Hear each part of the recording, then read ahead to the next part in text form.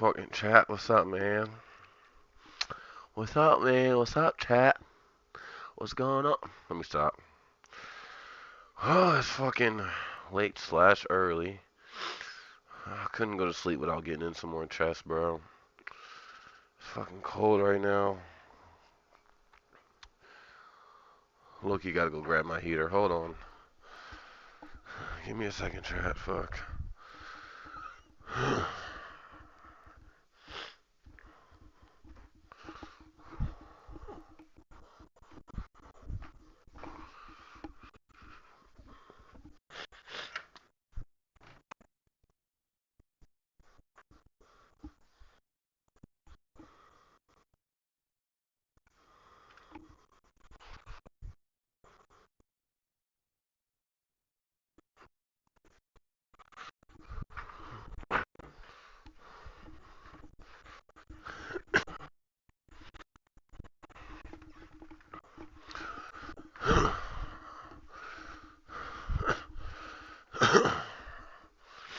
All of a sudden, I gotta take a real shit, so let's listen to this for now. Holy crap. Real talk, I gotta go. Why? Because you're all guilty? Is that it? Because it's all true? Because you're all guilty and you know that if we saw all the Epstein files, nobody would pay their taxes, nobody would vote, because why would you? What would be the point? You're paying parking tickets while they're being blackmailed for child rape? You're paying taxes, you're forking over 25% every year. 3 months out of the year, you're working for the government, and that money is being controlled by people that were on the island? Yeah, hopefully there would be a revolution the day after that. Hopefully the political order would collapse the next day. That's sort of the point. And you and Kevin McCarthy and Frank Luntz and Trump and Bill Clinton and all of it. Yeah, the whole point is to throw all of them out. And I don't even care who replaces them. They say, what about the progressive left? What about them? They say, what about the reactionary right? What about it? So anyway, that's his comments on it, but it goes on. Thankfully, Johnson was not successful. Johnson's pleas fell flat after Representative Thomas Massie, the lead Republican co-sponsor of the bill, warned the Senate, do not muck it up. The House passed the legislation days after a discharge petition circulated by Massie and Ro Khanna, the lead Democrat sponsor, garnered 218 signatures to force the bill to the floor. 4 Republicans signed the petition: Massie and Representatives Marjorie Taylor Greene, Nancy Mace, and Representative Lauren Boebert, to help turn the tide in favor of the legislation. So let's go over the timeline here just to give you a quick refresh. So Trump promises during the election total transparency. He says we're going to release all the files, we'll be the most transparent administration in history. He gets into office, and that is not the case. Weeks go by, and there is no word on the Epstein files. Finally, in the spring, he invites these idiot conservative influencers to the White House, like Mike Cernovich, who is about as dumb as he looks, Jack Posobiec, corniest person in politics, Scott Presler in his cowboy boots, D.C. Drano, otherwise known as Rogan O'Handley, but don't be confused by his Irish name, he is Jewish, among others. And you remember they take the infamous photo op. They're posing outside the East Wing with their binders that say Epstein files.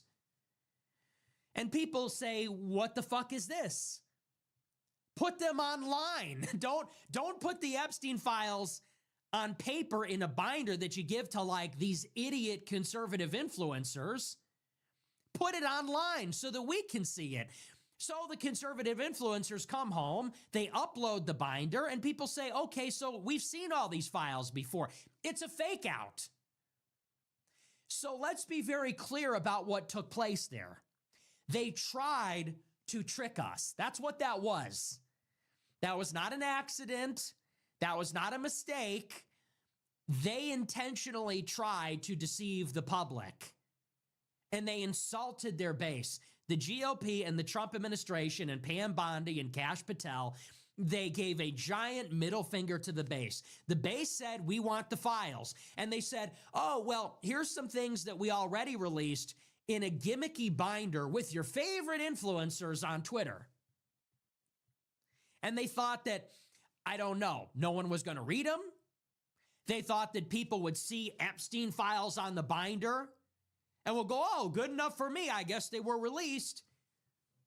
That was a trick. They lied. They tried to deceive us so that they can move on and never bring it up again. But people were hip, and people said, no, these are not the files. So then Pam Bondi and Kash Patel come out and they say, well, we'll release some very soon. They're on my desk. We're going to release them soon.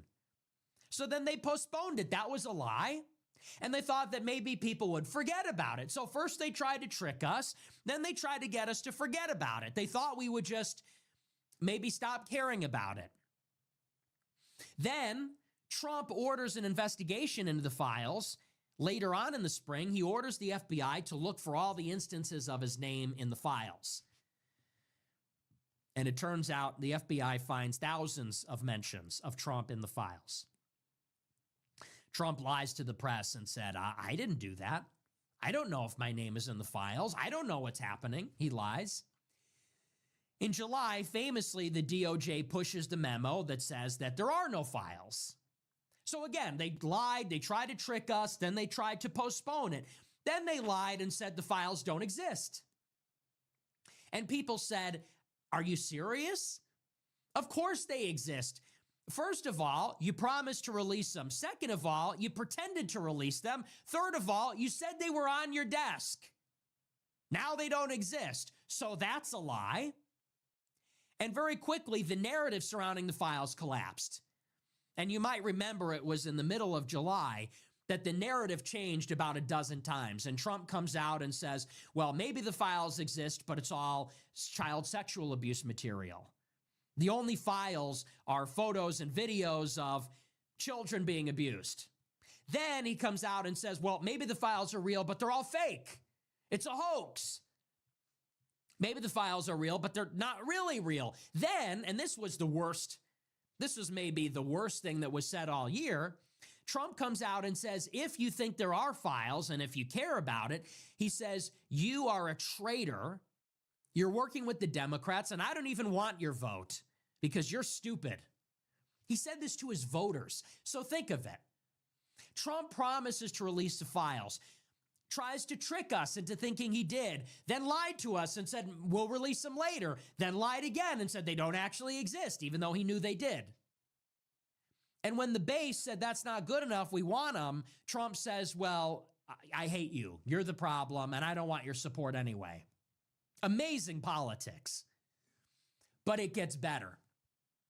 This is where we enter into the next phase of the Epstein file scandal. That was the initial effort to distract, to defer, to suppress. Phase 2 comes into play when Thomas Massie leads the charge. And right up towards the beginning of the summer recess, Thomas Massie, a Republican, and Ro Khanna, a Democrat, come together and they file a discharge petition. And what this says is that if a majority in Congress vote in this procedural motion, then they can force a bill to come to the floor for a vote. In other words, let's say the Speaker of the House, Mike Johnson, doesn't want to vote on whether to release the Epstein files. The discharge petition overpowers this. And how does it work? You get all the Democrats plus a few Republicans. The Democrats are in the minority by only a handful of votes. So if you get all the Democrats with a handful of Republicans, you can cobble together a majority. And if they use the discharge petition, they can bypass Mike Johnson, the Speaker, and they can force the whole body to vote on whether to release the Epstein files, which is what they do. So Massie files a discharge petition. And it looks like inevitably this bill is going to be brought to the floor for a vote. So what does Mike Johnson do? On the order of Donald Trump, Mike Johnson adjourns Congress early. In other words, Congress was going to go on vacation in August. Mike Johnson says, we will stop all the major business of this body 2 weeks early. For one reason, because Trump told him to, because if he didn't, they would take up the Epstein file bill. So think of it. They went through the motion of releasing the files. Then they delayed it. Then they tried to cover it up and lied about it. Then they tried to bully everybody. Then they literally shut down Congress to stop the files from getting out.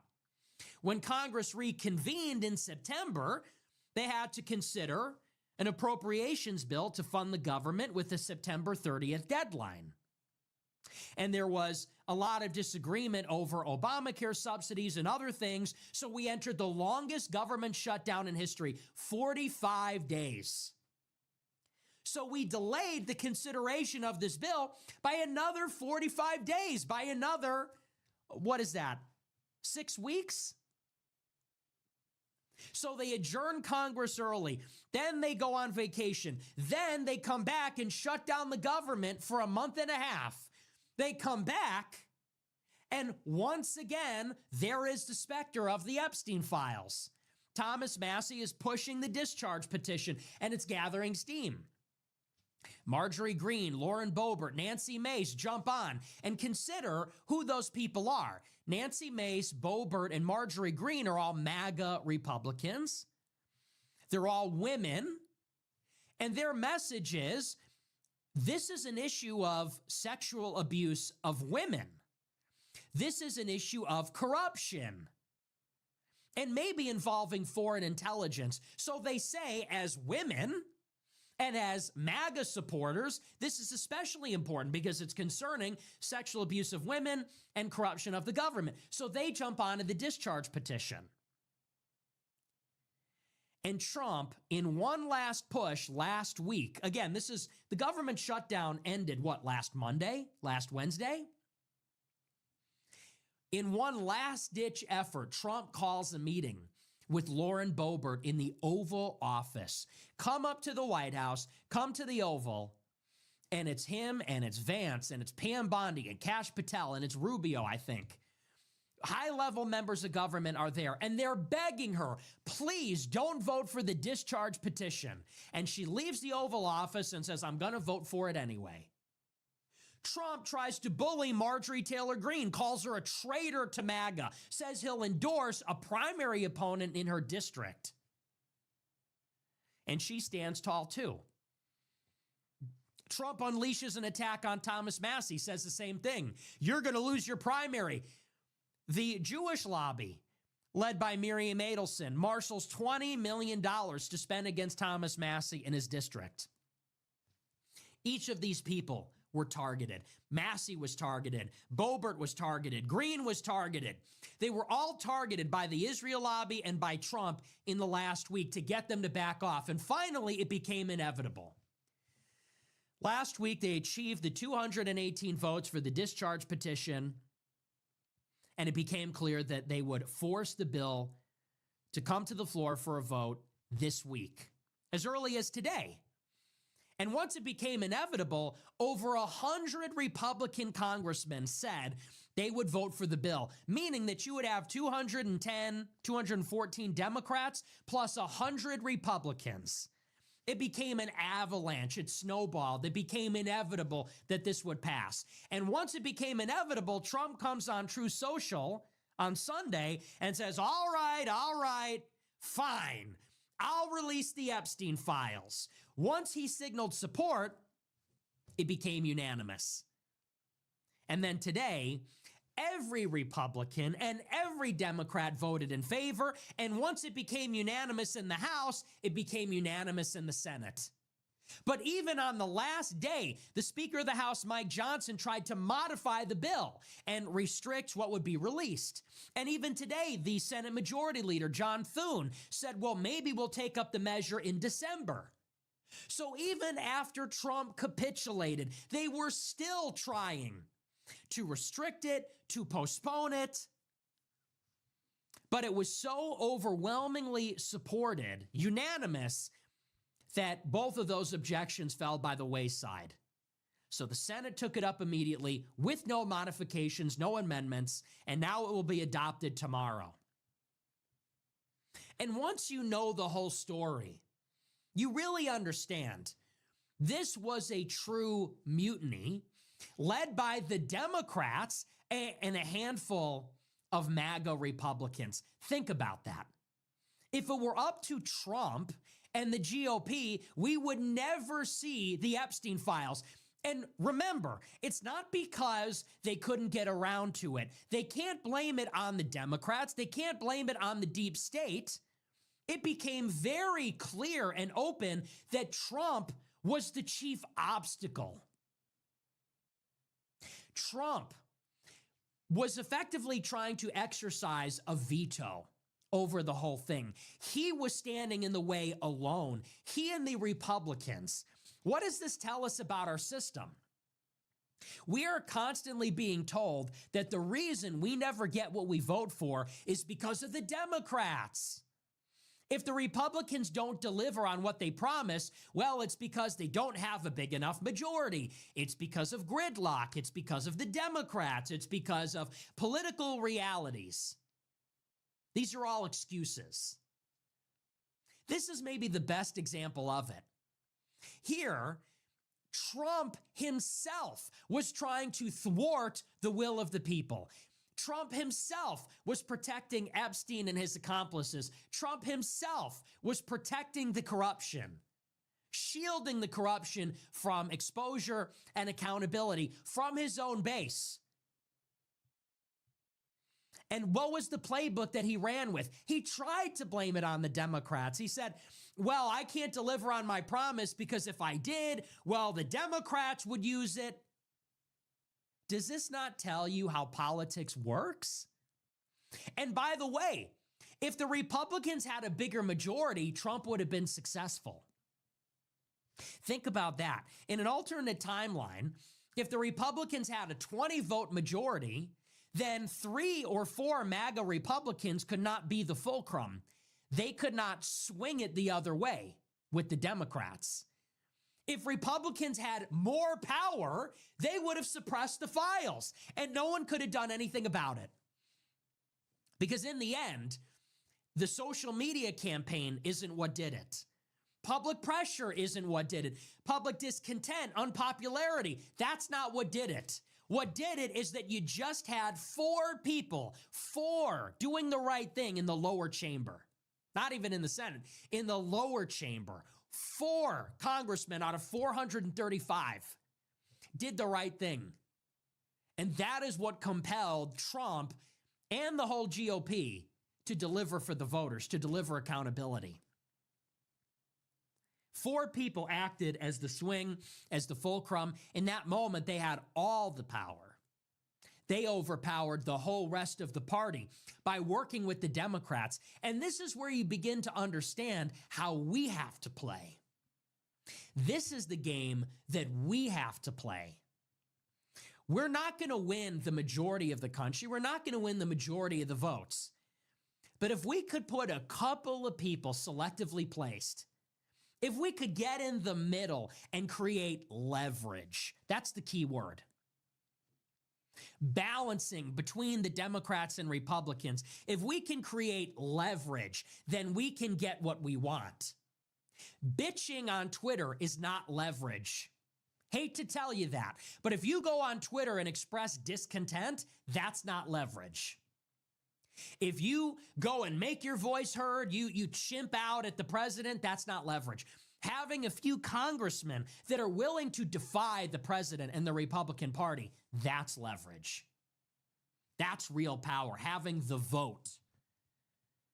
Inside the institution, that's leverage. Being willing to break with the Republicans, being politically independent, and in a certain sense, being outcome independent, that's leverage. Now, you can imagine a future. Let's use our imaginations for a moment. The country is split right down the middle.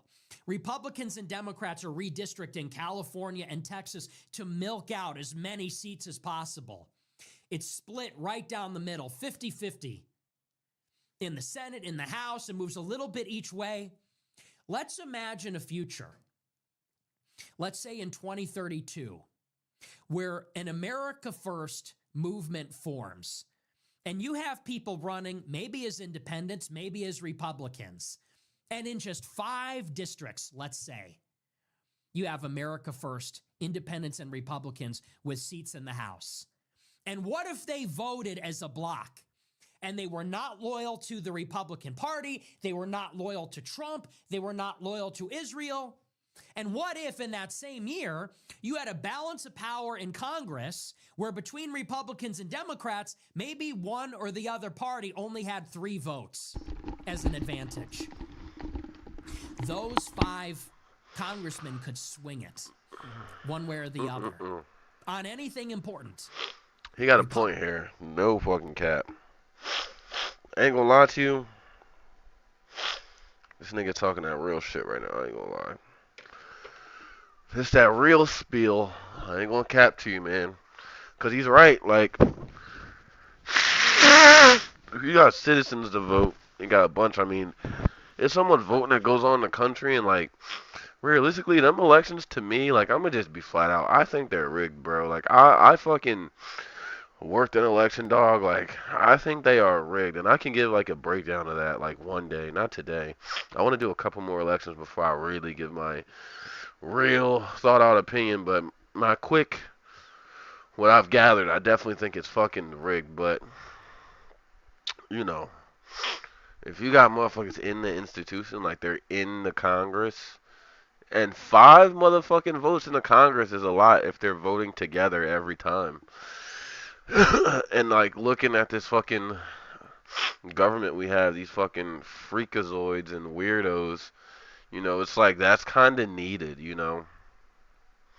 Not even kind of, like, dude, this Epstein shit is fucking crazy. It's blowing my mind in real time. Republicans might need them to overpower the Democrats. The Democrats might need them to overpower the Republicans. Leverage. How about in a presidential election? Let's say somebody runs as an America First Republican in West Virginia or in Idaho or some state that is going to have a handful of electoral votes. What if the Electoral College comes down 269? You're going to need every electoral vote that you can get. What if an America First spoiler candidate runs in a presidential election and maybe they win 2 or 3 of those states? Maybe Idaho, maybe West Virginia, maybe Oklahoma, the deepest red states. And maybe between them they get 10 electoral votes. Republicans are going to need those to be viable. The Electoral College could go one way or the other, could decide the election. This is what we're talking about. This is why, by the way, Trump and loyalty to the GOP is not the end-all, be-all. Supporting Trump and the GOP does not give us leverage. It does nothing for us. No bargaining power. No power to make an ask. And what happened in this Epstein saga is that a handful of MAGA Republicans dragged Trump by his collar, kicking and screaming all along the way. Think about it. For the past 4 months, Trump has unleashed an attack on Thomas Massie. Brutal attack. And on social media, the cadre of pro-Trump influencers attack Massie for everything. And Trump attacks him on True Social, and the Israel lobby spending money. But Massie and 3 other Republicans, Boebert, Green, and Nancy Mace, God bless them. I have my disagreements with all of them, but they're heroes today. They dragged Trump kicking and screaming on behalf of his own base, their constituents. Shout out Thomas Massie, nigga. One thing that challenged Massie and 3 other Republicans, Boebert, Green, and Nancy Mace. God bless them. I have my disagreements with all of them, but they're heroes today.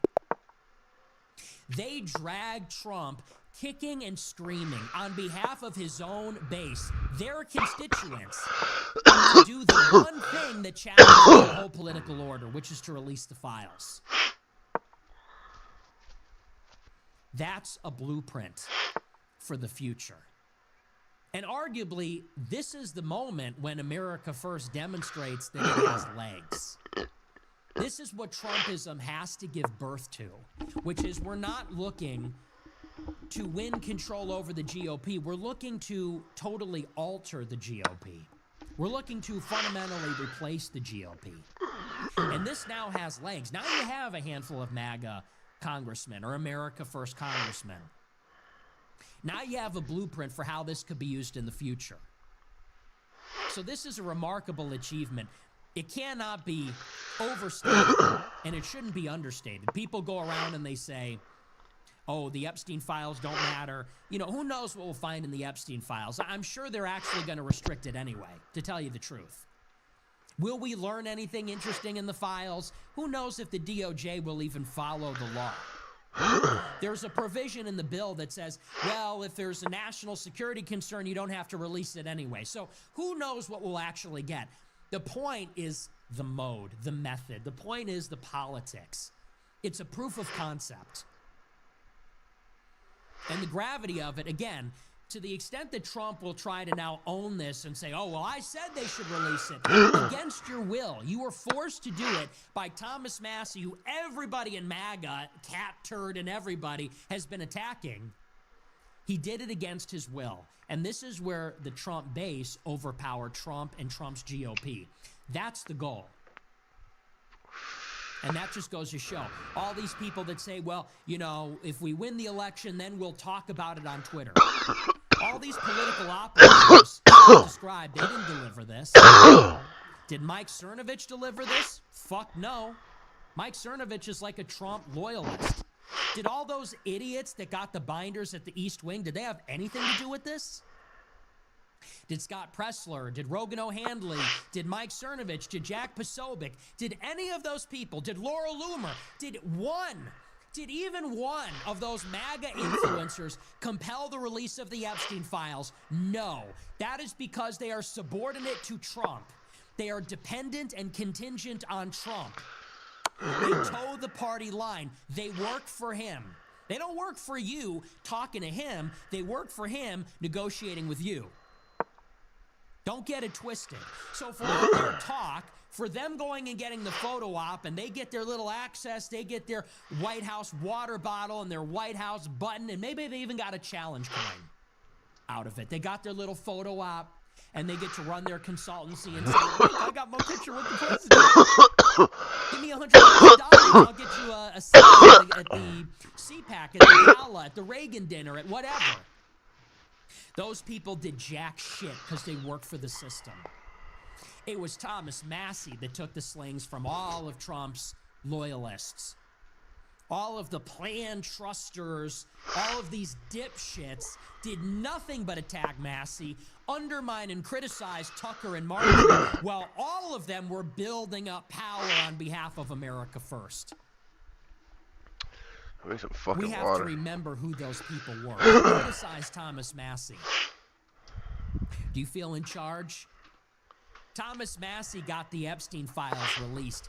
They brought attention to this issue, which is, this is maybe the most damning idea in politics today, which is that an Israeli spy, a Jewish spy with connections to the Israelis, to the mega group, to this Trump administration through Les Wexner. Les Wexner runs Ohio.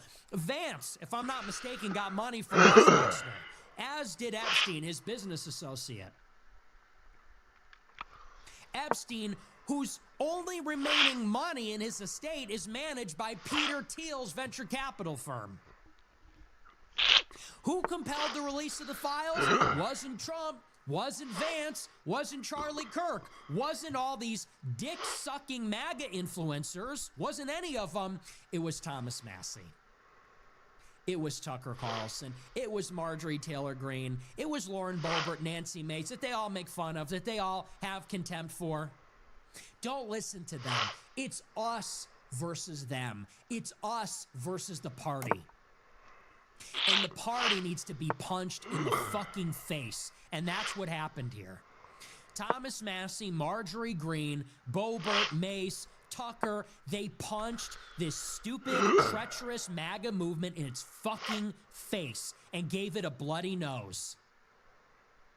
Trump came in True Social and said, we don't need your vote. If you care about Epstein or any of that, you're not with us. You're with the Democrats. And Thomas Massie said, okay, bet. We're with the Democrats. We'll sign a discharge petition with 214 Democrats. Oh, let's see what's in the Epstein files. motherfucker. That's the game we need to be willing to play.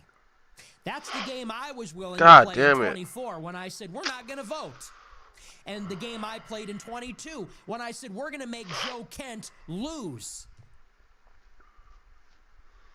This is about people power. This is about the white people that make up the base of the GOP, not to the exclusion of everybody else, but look, the GOP, 90% of their voters are whites. This is about whites. This is about Christians. This is about American nationalists, the far right, America Firsters, saying we're going to take matters into our own hands. Trump, you don't pay us. You're not our boss. Neither is Mike Johnson, neither is Laura Loomer, and neither is Mike Cernovich. And we're done negotiating. We're done playing games. We're done holding our nose and voting Republican and the lesser of two evils. It's time to pound our fist on the table and say, it's our way or the highway. You've enjoyed the power and privileges for long enough. Where's ours? Where's our end of the bargain? So I love it. It's time to undermine the GOP. I said it in 2020. The GOP must be destroyed. Has to be and yeah, they're going to say, he's a Democrat. He wants the GOP to be destroyed. The GOP serves the interests. The GOP, as presently constructed, serves the interests, the special interests, the donors. Everybody knows that. It serves Silicon Valley and Little Tech. Palantir, Tesla, SpaceX, Anduril, Oracle. It serves Wall Street. That's why Ken Griffin gave them millions of dollars. It serves Miriam Adelson and the Israel lobby. This is who they work for. This is who selects the cabinet. This is who makes the policy. That's why they cut the corporate tax rate and they did nothing else. That's why they're holding illegal immigrants from deportation as long as they're working on farms or on construction sites or in hospitality. That's why they're still providing for H-1B visas. That's why they're still providing for Chinese students. That's why they back down on the tariffs. That's why they back down on everything. So this is the blueprint.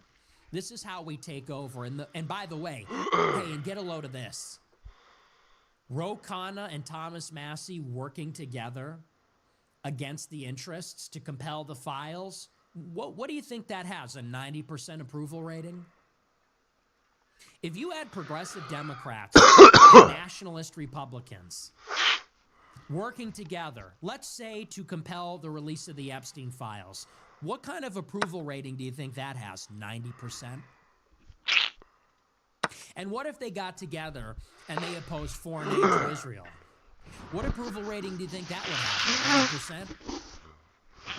What if they got together and worked on the basis of a common interest?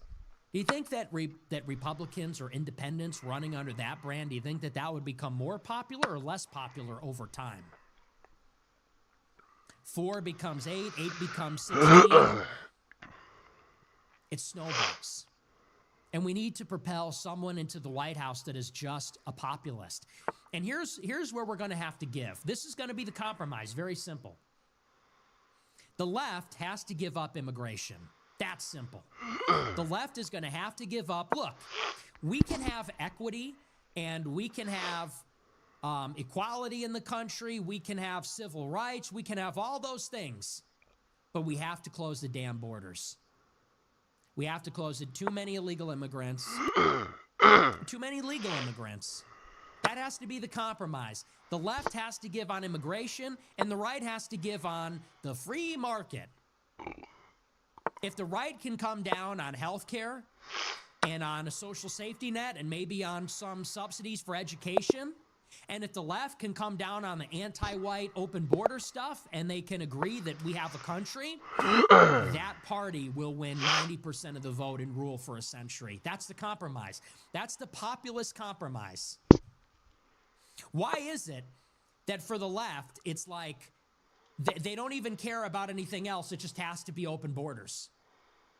And on the right, it's like they don't care about anything else as long as it's foreign aid to Israel and war in the Middle East and war with Russia. That's the kind of program that we need.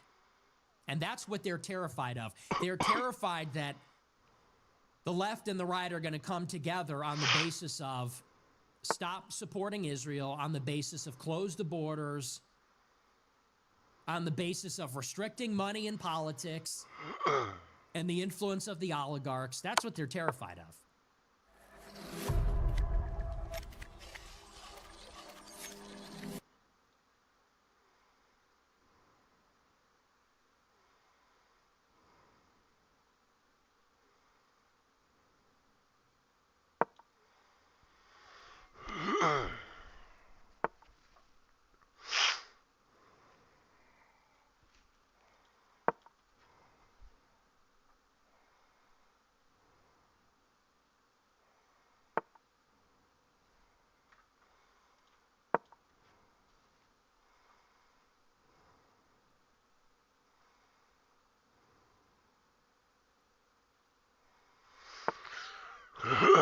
Cook.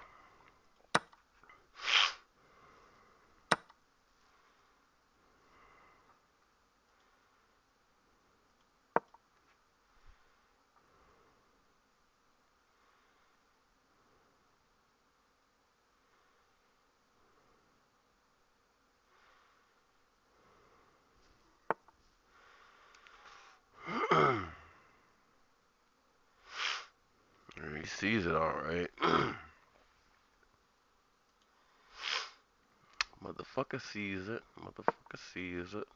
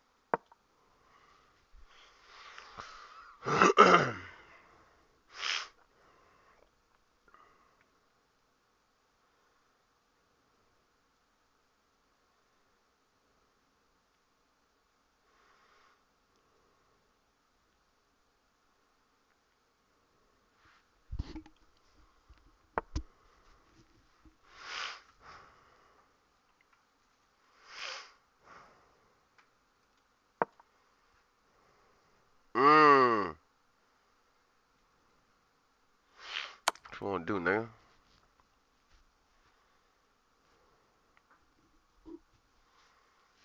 Mm. Damn, I goofed.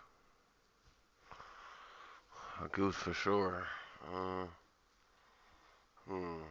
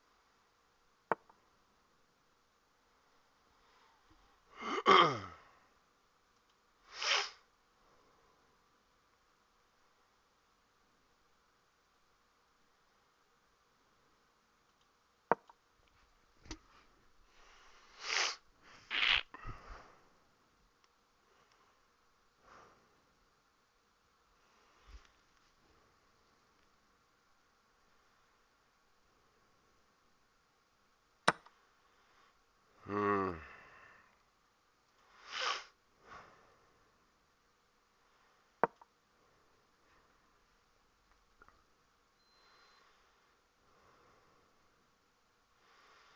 I just gave up my bishop. That was fucking stupid. Fuck.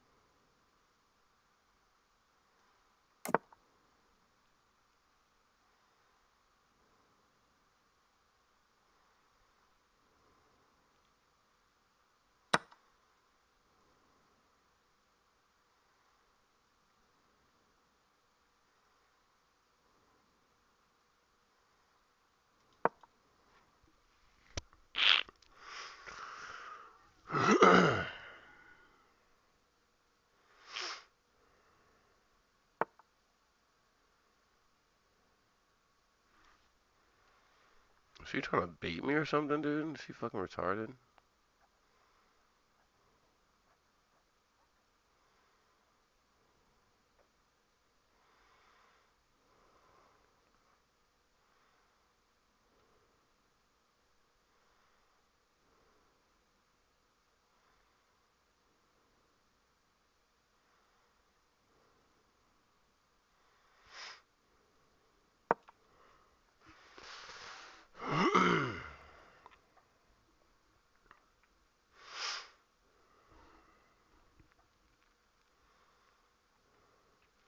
Can't believe I gave my fucking bishop away, bro. Ah, that was so stupid.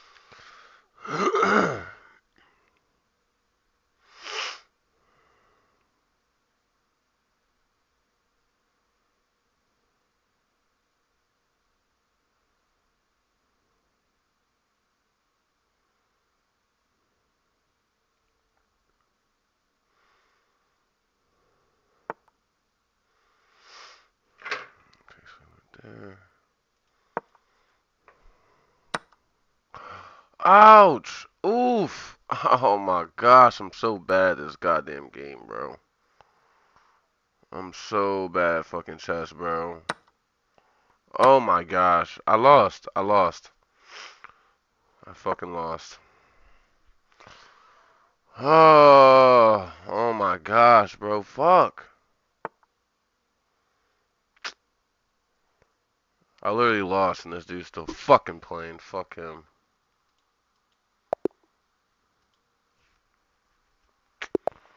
Motherfucker.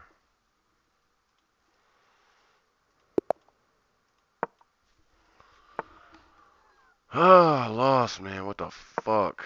It's fucking annoying.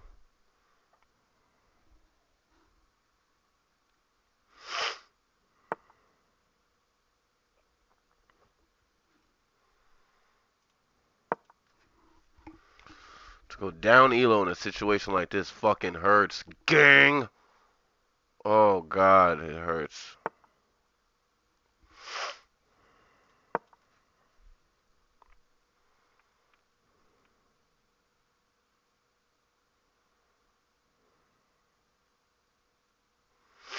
Literally hurts so fucking bad. Oof. Ugh. Ugh, ugh, ugh, man. I think I'm just gonna develop. I want to play a cheeky move here. I want to go pawn e5 so bad.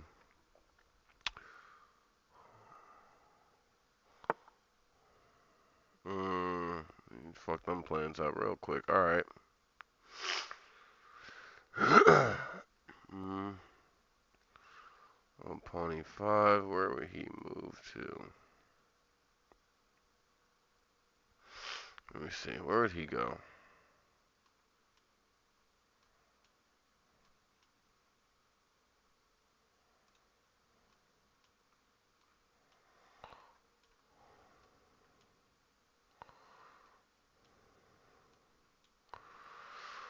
Okay, so I go pawn e5. That's the only spot he can go. All right, so that's a pretty good move actually. mm.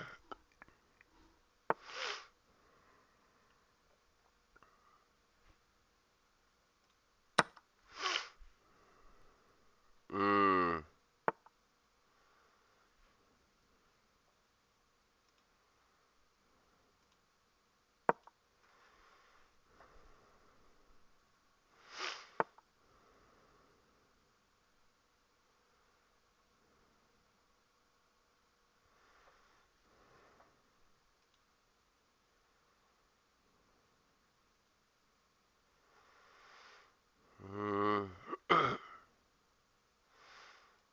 Castle. What a fucking cuck, bro.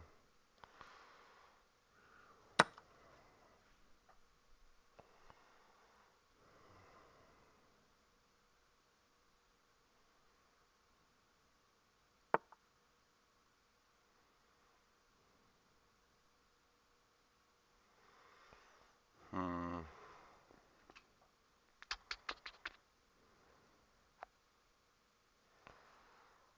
I feel like maybe going here, then here.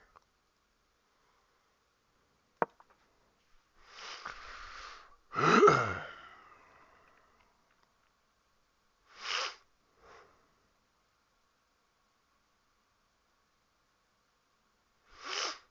gonna kick that bishop out.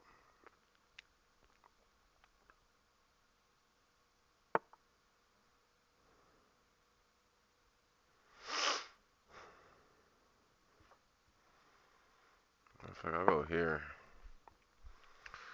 That's a little bit better, I think.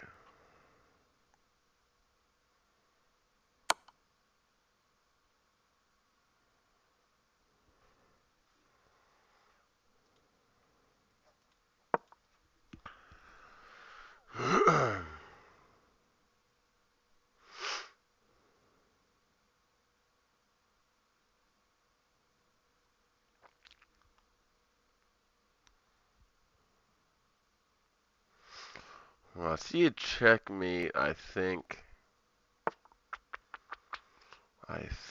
I see a checkmate. I'm 100% sure though.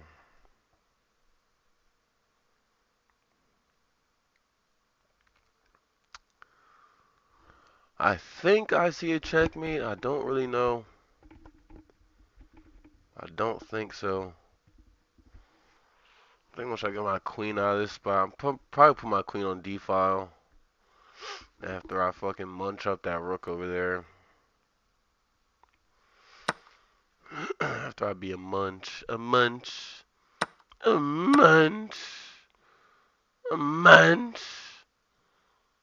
I am a munch. Alright. Should I take with the rook, the pawn, or the queen? I'm gonna take with the queen.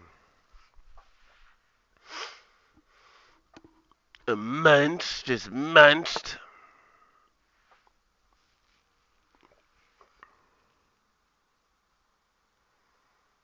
I got him pinned right there. Like, honestly, I feel like abusing, low key. I don't want to blunder. I don't want to blunder. So let me be careful here.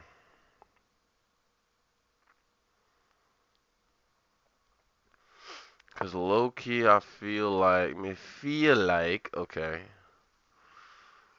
Okay. Gonna go there. Still in a pretty good spot.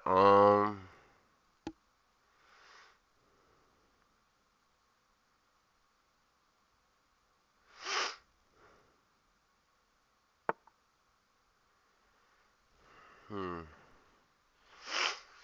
So he wants to take that, huh?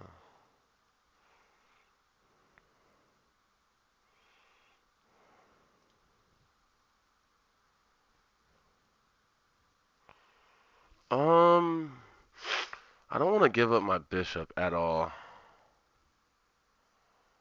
I don't. I don't.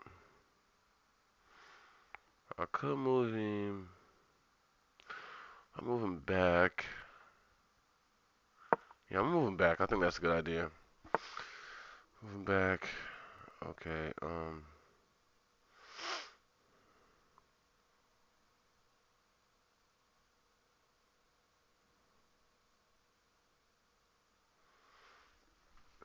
I think if I go here.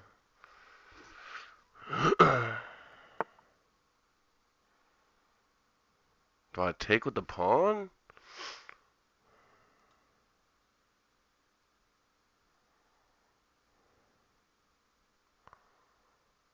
I could take with the pawn. I feel like I go here.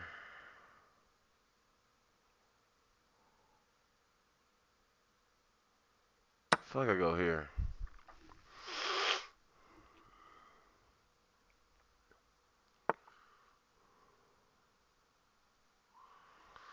That's okay with me. I think now I take with the pawn.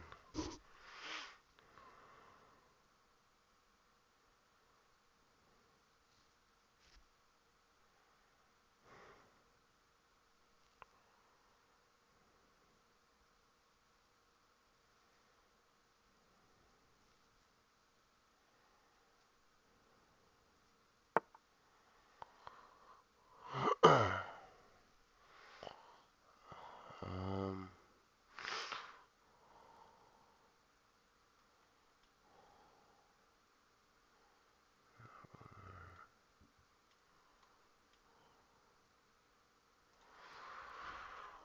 um,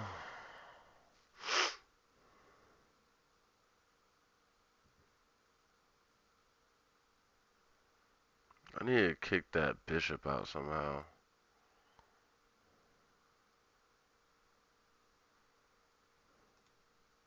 I think going here is smart. And I think now I can try to kick the bishop out. Oh! No, no, no, that's not good. Oh, fuck, fuck, fuck. Fuck! Motherfucker. Oh, I wasn't thinking hard enough. Bitch! Fucking bitch. Alright. Damn it. Damn it. We're like damn near even now. Fuck. Alright. Fuck. Alright. That bishop's gone though, so this should be checkmate low key. Cause that pawn's right there. I wonder if he's gonna notice. You gotta move his queen. Okay. I'm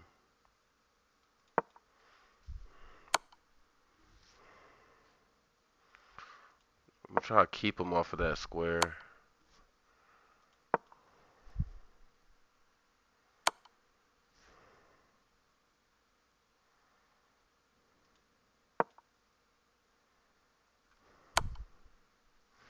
Dude, is he just gonna keep going for a fucking check? That's so weird. Come on, weirdo.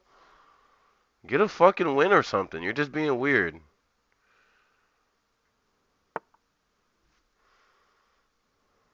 And this is mate, pussy. And that's mate, bitch. You want to sit there, you want to play fucking games. After I made a fucking mistake, little nigga, that's the fuck you get, boy.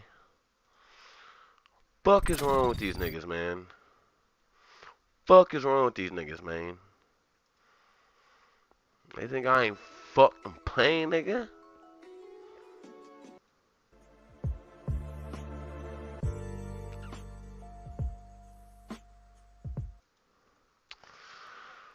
Damn, I'm scared to hit this blunt Good evening, again, bro. everybody. You're watching Checking America out, hitting First. that My name shit. is Nicholas J. Fuentes. We have a great show for you tonight. Very excited to be back here with you tonight on Wednesday. We have a lot to talk about tonight, lots to get into. Big show. It's actually a very slow day, slow week. That's why I've been a little bit later. Not too much to discuss, but our featured story, we're going to talk all about these meetings that are going on. How can we describe it without being anti-Semitic? You tell me. What are we supposed to call this? So we discussed this a little bit last night. Over the past few weeks, there have been several high-level meetings of Jewish people? Jewish people? What else you want to call it? First, there was the Republican Jewish Coalition Summit in Las Vegas. What do you want me to do with that one? The Republican Jewish Coalition. And this happened right after my interview with Tucker. And Jews like Mark Levin and Randy Fine and others got up before a delegation of Jews, before a gathering of Republican Jews, and they declared war on America First. They declared war on anti-Semites, on anyone criticizing Israel. They said they're going to write down everybody's names and they'll punish everybody who goes against Israel.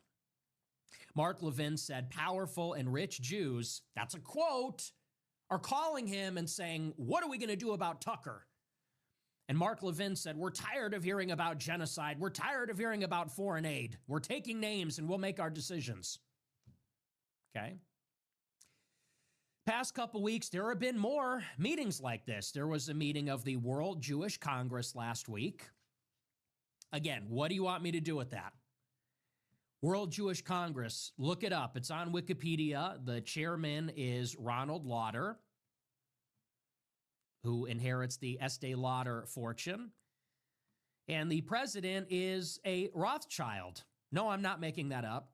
That's who's in the leadership. And the member organizations consist in the B'nai B'rith, the ADL, Hillel, the Jewish Student Organization, Jewish Lawyers Association, World Zionist Organization. They're all constituent members. It's like Davos, but for the global Jewish community. It's just what it is, okay? I'm not being conspiracy theorist. I'm not being anti-Semitic. I hope I'm not sounding hateful. It's what it is. And they get together last week, and Ronald Lauder gets before the body and says, we need to pass laws banning anti-Semitism. This weekend, there was another such meeting, the Jewish Leadership Conference, hosted by the Tikva Fund. And there, Joe Lonsdale received an